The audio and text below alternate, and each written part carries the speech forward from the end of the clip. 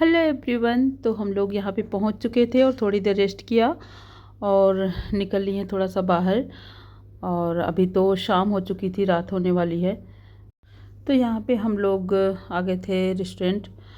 ये बीच के किनारे ही है और बीच हमने नहीं दिखाया क्योंकि बहुत अंधेरा था, क्लियर नहीं आया था। तो यहाँ पे हम लोग पहुँच चुके हैं होटल और यहाँ पे करने लगे हैं डिनर। अब सुबह निकलेंगे फिर गोवा घूमने के लिए।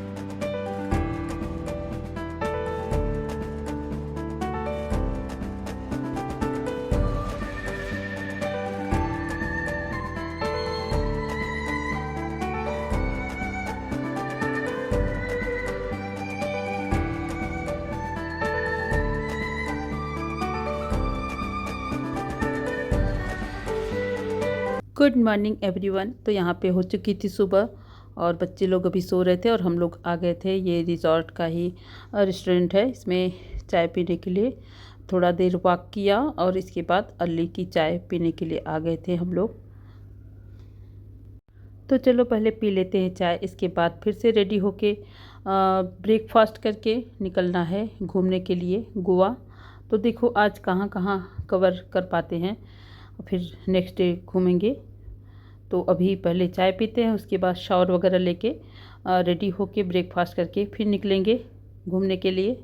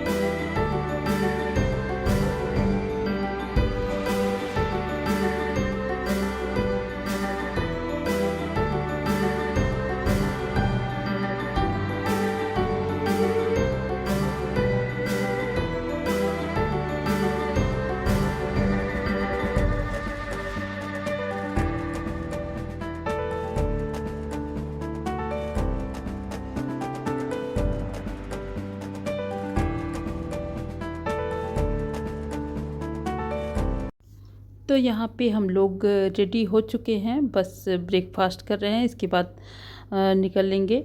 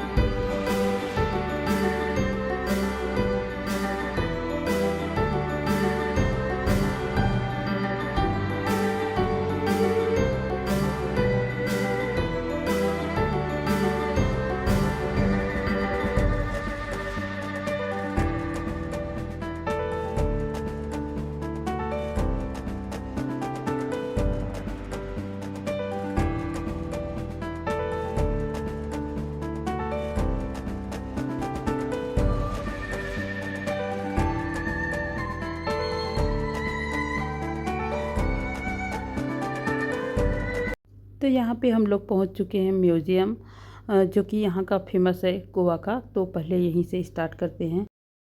18वीं शताब्दी के सन 1755 में जाने माने वकील साल्वाडोर रिफिमियानो फ्रांसिस्को अराउज अल्वारेस इस परिवार की चौथी पीढ़ी थे। यहाँ आखिर में इस परिवार की 5वीं पीढ़ी रहकर गई है। अराउज अल्वारेस की छठी पीढ़ी ने इस घर को म्यूजियम में बदला। ये गोवा का पहला घर है और साउंड सिस्टम के माध्यम से आपका स्वागत करते हैं। अंदर आइए, ध्यान से आओ।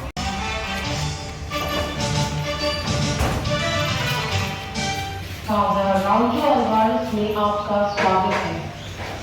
ये पुरानी हवेली अल्वारेस परिवार का पुश्तैनी घर है।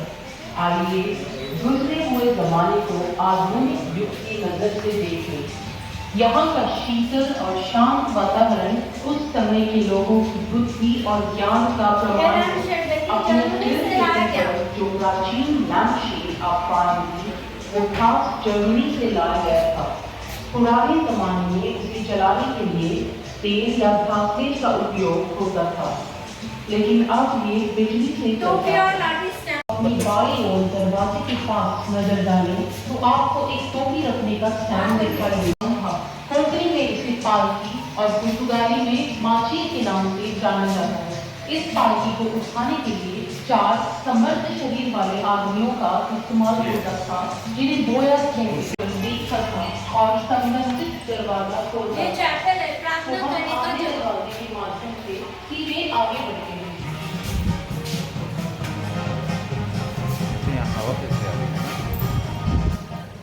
ये इसका चैपल है। इस चैपल का ऑल्टर जानबूझ के पश्चिम की ओर है। इसका मुख्य कारण ये है कि रोम, जो कैथोलिक समुदाय की राजधानी है, जर्मन चांदी के बर्तन और अन्य कपड़े किसके हैं? कैथोलिक पुजारी के दूसरी अलमारी में कैथोलिक पुजारी के द्वारा यूकरिस्टिक समारोहों में इस्तेमाल होने वाले सोना, कुछ मूर्तियाँ और अन्य सामान रखे गए हैं। विपरीत दीवार पर एक फ्रेम के अंदर his holiness pope John Paul II की आशीर्वाद की चिट्ठी रखी गई है। ये खास बच्चों की देखभाल करने के लिए एक बूढ़ी नौकरानी को रखा जाता था। इसे आया बुलाते थे। गोवा के हिंदू और कैथोलिक घरों में इस्तेमाल होने वाले अलग अलग पालने आपको दिखाई देंगे। बच्चों के कुछ खिलौने और चलने के साधन प्रदर्शित किए गए हैं। बाई दीवार पे जो अपनी पहचान छिपाने के लिए मखौटे पहनकर लोग रंगीन पोशाक पहनकर नाचते। Kenya, India, Maharashtra, Kolkata, Gujarat, Poland, Kerala. छोटा भी बनाया जा सकता था। इस फॉल का प्रयोग ज्यादातर पार्टीज और औपचारिक समारोहों में होता था। बाई दीवार पर आपको एक फारसी कालीन प्रदर्शित दिखाई देगा। इस कालीन का प्रयोग चर्च में लौरा की शादी के दौरान हुआ। बाद में अधिवक्ता यूलियानो और मार्गरीटा की शादी में भी इस कालीन का प्रयोग हुआ और आखिर में श्री महेंद्र की शादी में।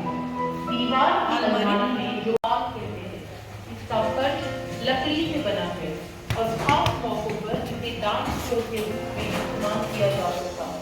इन शैंडलियर्स को जब मोमबत्तियों से रोशन किया जाता तो हॉल का माहौल बड़ा ही प्रेम प्रसन्न या रोमांटिक हो जाता था। ये शैंडलियर। तो अभी यहाँ का एरिया काफ़ी लंबा है, इस वीडियो का यहीं पेंट करते हैं।